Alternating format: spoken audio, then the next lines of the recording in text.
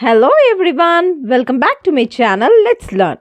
இன்னைக்கு நம்ம English grammar பார்க்கலாம். Topic articles. And the இந்த மூணு கியூட் ஸ்மால் வேர்ட்ஸ் தான் ஆர்டிகல்ஸ். ஆர்டிகல்ஸ் நம்ம எங்கெல்லாம் யூஸ் பண்ணலான்னு பார்க்கலாம். Articles help us to connect noun in a sentence.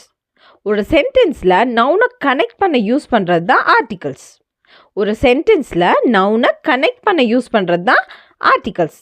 To specify a noun in a sentence, we use articles.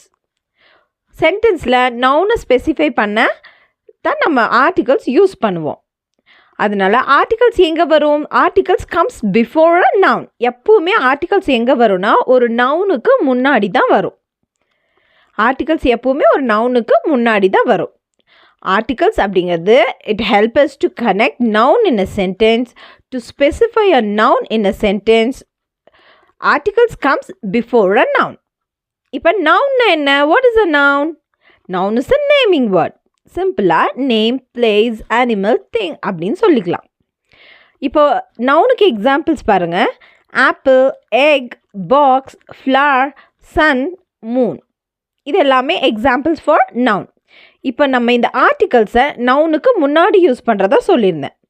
So பாருங்கள், an அப்படிங்கிறது an article. An apple, an egg. பாக்ஸுக்கு முன்னாடி a use பண்ணியிருக்கேன். a box, a flower. சன்னுக்கு முன்னாடி the sun, மூனுக்கு முன்னாடியும் the moon use பண்ணியிருக்கேன். So ஆர்டிகல்ஸை நவுனுக்கு முன்னாடி use பண்ணியிருக்கோம்.